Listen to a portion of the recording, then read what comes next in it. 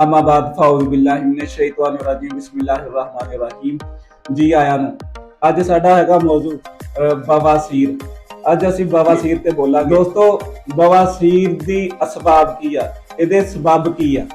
ਪਹਿਲੇ ਨੰਬਰ ਤੇ ਸਬਬ ਇਹ ਆ ਕਿ ਪਹਿਲੇ ਗੈਸ ਹੁੰਦਾ, ਗੈਸ ਦੇ ਨਾਲ ਗੈਸ ਰਹਿ ਕੇ ਕਬਜ਼ ਹੋਣਾ ਸ਼ੁਰੂ ਹੋ ਜਾਂਦਾ, ਔਰ ਕਬਜ਼ ਤੋਂ ਬਾਅਦ ਦਮਵੀ ਕਬਜ਼, ਪੁਰਾਣੀ ਕਬਜ਼ ਹੋ ਕੇ ਮੈਦੇ ਦਾ ਮਰਜ਼ ਬਣ ਕੇ ਕਬਜ਼ ਰਹਿ ਕੇ ਬਵਾਸੀਰ ਹੋ ਜਾਂਦੀ ਹੈ।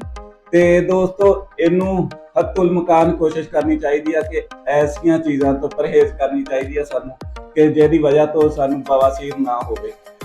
ਇਹਦਾ ਇਹ ਆ ਕਿ ਜ਼ਿਆਦਾ ਤੇਜ਼ ਮਿਰਚ ਮਸਾਲਾ ਜਾਤ ਜਿਹੜੇ ਲੋਕ ਖਾਂਦੇ ਆ, ਜਾਂ ਮਿਰਚ ਜ਼ਿਆਦਾ ਖਾਣ ਵਾਲੇ, ਨਮਕ ਜ਼ਿਆਦਾ ਖਾਣ ਵਾਲੇ, ਔਰ ਤਲੀਆਂ ਚੀਜ਼ਾਂ ਜ਼ਿਆਦਾ ਖਾਣ ਵਾਲੇ, ਮਿਰਚ ਮਸਾਲਾ ਜਾਤ ਔਰ ਗਰਮ ਅਸ਼ੀਆ ਦਾ ਇਸਤੇਮਾਲ ਜਿਹੜੇ ਲੋਕ ਕਰਦੇ ਆ, ਉਹਨਾਂ ਨੂੰ ਇਹ ਚੀਜ਼ ਦਾ ਸ਼ਿਕਾਰ ਹੋ ਜਾਂਦੇ ਆ।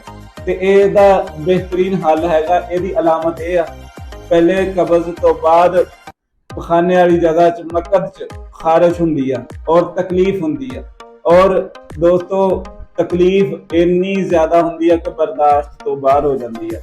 ਔਰ ਇੱਕ ਹੁੰਦੀ ਆ ਖੂਨੀ ਬਵਾਸੀਰ, ਔਰ ਇੱਕ ਹੁੰਦੀ ਆ ਬਾਦੀ ਬਵਾਸੀਰ। ਬਾਦੀ ਜਿਹੜੀ ਆ ਉਹਦੇ 'ਚ ਮੌਕੇ ਹੁੰਦੇ ਆ ਖੂਨੀ 'ਚ ਖੂਨ ਆਉਂਦਾ, ਔਰ ਸਾਨੂੰ ਹੱਤੁਲ ਮਕਾਨ ਕੋਸ਼ਿਸ਼ ਕਰਨੀ ਚਾਹੀਦੀ ਆ ਕਿ ਅਸੀਂ ਐਸੀਆਂ ਚੀਜ਼ਾਂ ਖਾਈਏ, ਅਗਰ ਸਾਨੂੰ ਖੂਨ ਆਉਂਦਾ ਤੇ ਅਸੀਂ ਠੰਡੀਆਂ ਚੀਜ਼ਾਂ ਇਸਤੇਮਾਲ ਕਰੀਏ। ਔਰ ਬਾਦੀ ਚੀਜ਼ਾਂ, ਅਗਰ ਸਾਨੂੰ ਬਾਦੀ ਬਵਾਸੀਰ ਆ ਤੇ ਫਿਰ ਬਾਦੀ ਚੀਜ਼ਾਂ ਤੋਂ ਪਰਹੇਜ਼, ਸ਼ਕੀਲ ਚੀਜ਼ਾਂ ਤੋਂ, ਦੇਰ ਹਜ਼ਮ ਚੀਜ਼ਾਂ ਤੋਂ ਸਾਨੂੰ ਪਰਹੇਜ਼ ਕਰਨੀ ਚਾਹੀਦੀ ਆ। ਜ਼ੂਦ ਹਜ਼ਮ ਚੀਜ਼ਾਂ ਖਾਣੀਆਂ ਚਾਹੀਦੀਆਂ, ਜਿਹੜੀਆਂ ਜਲਦੀ ਹਜ਼ਮ ਹੋਣ ਵਾਲੀਆਂ ਚੀਜ਼ਾਂ ਉਹ ਖਾਣੀਆਂ ਚਾਹੀਦੀਆਂ। ਤੇ ਇਹ ਬਹੁਤ ਹੀ ਇਹਦਾ ਅੱਛਾ ਔਰ ਬਿਹਤਰੀਨ ਇਲਾਜ ਆ, ਹਰਬਲ ਇਲਾਜ ਆ, ਦੇਸੀ ਟ੍ਰੀਟਮੈਂਟ ਆ। ਤੇ ਦੋਸਤੋ, ਹੱਤੁਲ ਮਕਾਨ ਕੋਸ਼ਿਸ਼ ਕਰਨੀ ਚਾਹੀਦੀ ਆ। ਪਹਿਲੇ ਨੰਬਰ ਤੇ ਸਾਡੀਆਂ ਖੁਰਾਕ ਅੱਛੀ ਹੋਣੀ ਚਾਹੀਦੀ ਆ, ਖੁਰਾਕ ਅੱਛੀ ਔਰ ਤੰਦਰੁਸਤ ਖੁਰਾਕ ਖਾਣੀ ਚਾਹੀਦੀ ਆ। ਔਰ ਇਸ ਤੋਂ ਇਲਾਵਾ ਸਾਨੂੰ ਆਪਣਾ ਪਾਣੀ, ਜਿਹੜਾ ਪੀਣ ਵਾਲਾ ਪਾਣੀ, ਉਹ ਸਾਫ਼ ਸੁਥਰਾ ਇਸਤੇਮਾਲ ਕਰਨਾ ਚਾਹੀਦਾ। ਔਰ ਇਹਦਾ ਇਲਾਜ ਕੀ ਆ, ਤਿੱਬ 'ਚ ਇਲਾਜ ਬਹੁਤ ਹੀ ਬਿਹਤਰੀਨ ਆ। ਇਹ ਅਗਰ ਬੰਦਾ 1.5 ਤੋਂ 3 ਮਾਹ ਦਵਾਈ ਖਾਂਦਾ ਵਾ ਤੇ ਉਹਦਾ ਮੁਸਤਕਿਲ ਇਲਾਜ ਆ ਔਰ ਬਿਹਤਰੀਨ ਟ੍ਰੀਟਮੈਂਟ ਆ। ਰਸੌਂਤ ਇੱਕ ਜੜੀ ਬੂਟੀ ਆ। ਰਸੌਂਤ ਲੈਣੀ ਆ।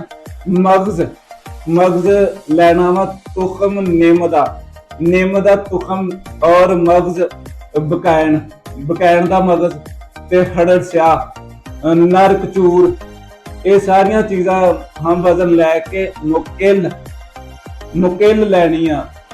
ਔਰ ਸਿਆਹ ਮਿਰਚ ਤੇ ਮਸਤਗੀ ਰੂਮੀ, ਇਹ ਸਾਰੀਆਂ ਚੀਜ਼ਾਂ ਜਿਹੜੀਆਂ ਵਾ ਇਹ ਹਮ ਵਜ਼ਨ ਲੈ ਕੇ ਇਹਨਾਂ ਨੂੰ ਕੁੱਟ ਕੇ ਛਾਣ ਕੇ ਬਾਰੀਕ ਕਰ ਲੈਣਾ, ਔਰ ਜੰਗਲੀ ਬੇਰ ਦੇ ਬਰਾਬਰ ਗੋਲੀ ਬਣਾ ਲੈਣੀ ਹੈ, ਯਾਨੀ ਕਿ ਚਨੇ ਦੇ ਬਰਾਬਰ ਗੋਲੀ ਬਣਾ ਲਓ। ਔਰ ਸਵੇਰ ਸ਼ਾਮ ਇੱਕ ਗੋਲੀ ਸਵੇਰ ਸ਼ਾਮ ਖਾਓ, ਜਾਂ ਰਾਤ ਨੂੰ 2 ਗੋਲੀ ਖਾ ਲਓ, ਦੁੱਧ ਦੇ ਕੱਪ ਨਾਲ, ਗਰਮ ਦੁੱਧ ਦੇ ਕੱਪ ਨਾਲ। ਤੇ 1.5 ਮਹੀਨਾ ਔਰ ਇਸ ਤੋਂ बढ़ के 3 माह ਇਹ ਲਗਾਤਾਰ ਦਵਾਈ ਖਾਓ, ਔਰ ਮੁਸਤਕਿਲ ਇਲਾਜ ਆ, ਬਿਹਤਰੀਨ ਇਲਾਜ ਆ।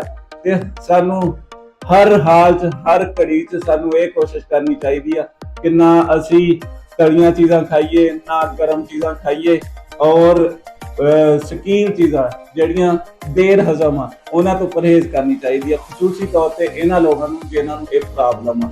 ਤੇ ਹਰ ਵਕਤ ਆਪਣੀ ਸਿਹਤ ਦਾ ਖਿਆਲ ਰੱਖਣਾ ਚਾਹੀਦਾ, ਤੇ ਇਹੀ ਬਿਹਤਰੀਨ ਹੱਲ ਆ।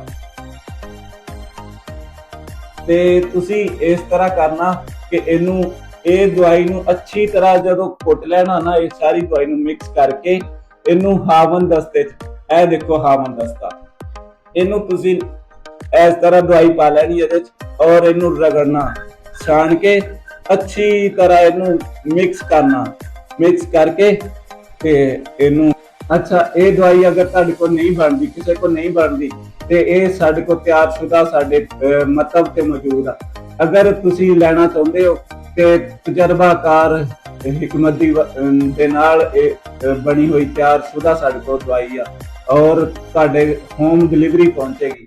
ਤੁਹਾਡੇ ਦਹਲੀਜ਼ ਤੇ ਦਵਾਈ ਪਹੁੰਚੇਗੀ। ਸਾਡੇ WhatsApp ਤੇ ਰਾਬਤਾ ਕਰੋ।